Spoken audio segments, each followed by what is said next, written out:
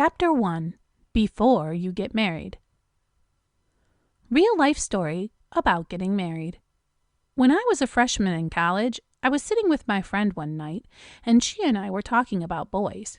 At the time, she had just been asked out on a date by a young man who was studying to be a pastor, and I was dating a business major.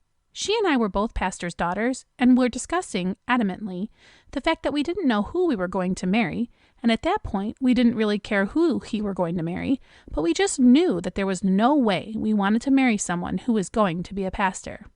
We had both grown up in pastors' homes, and had decided that the last thing we wanted was to be a pastor's wife.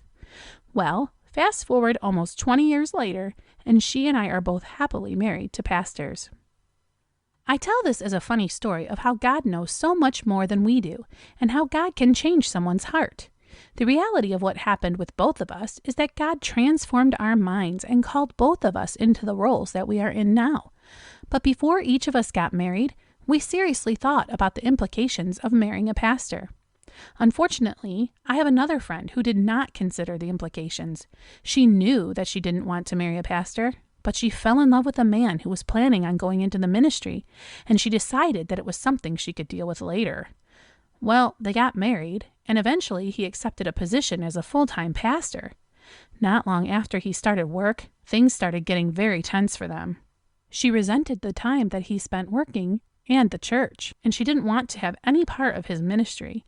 She didn't want to hear about what was going on for him, and she was reluctant to help out in any of the things that he had going on.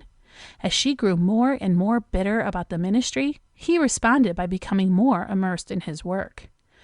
Well, eventually things came to a head. She basically gave him an ultimatum. He needed to either leave the ministry or the marriage was over.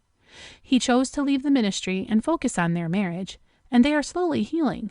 But there is some real bitterness and resentment on both sides. Step-by-step guide for before you get married. If you are considering marrying a man who is planning on going into ministry or who is already a pastor, there are a few things that you can do to make sure that your marriage gets off to the healthiest start possible. Ask yourself if you truly support his calling. Before you get married, you need to be sure that you realize that this man is not only doing a job, but he is doing something that God has called him and created him to do. When a man takes on the responsibility of being a pastor, he needs to realize the seriousness of what he is doing.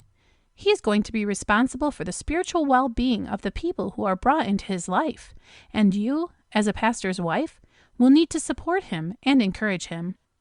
You need to make sure that you not only recognize that this man has been called to what he is doing, but that you support that calling. Discuss what his expectations of you will be. Now is the time that you need to find out from him what he will be expecting of you as far as your involvement in the ministry. Is he expecting that you will lead Bible studies? Does he plan on having you help lead worship? Does he want you to open your home to people? These are all questions that the two of you need to address. There are not right or wrong answers to those questions. It all depends on you and your personality and the type of ministry in which you are serving. But it is important to know what he is wanting from you. And you need to make sure that you are okay with what he wants you to do. Discuss your own calling and passions. Are you called to the ministry yourself? Do you have a desire to be in the mission field? Are there certain things that you know God has created you to do? Be open and honest with him about all of these things. You need to make sure that both of you are answering the call that God has placed on your lives. Neither one of you should feel like you are giving up what your calling or passion is in order to get married. Your marriage should be one that helps you thrive, not makes you feel like you are limiting yourself.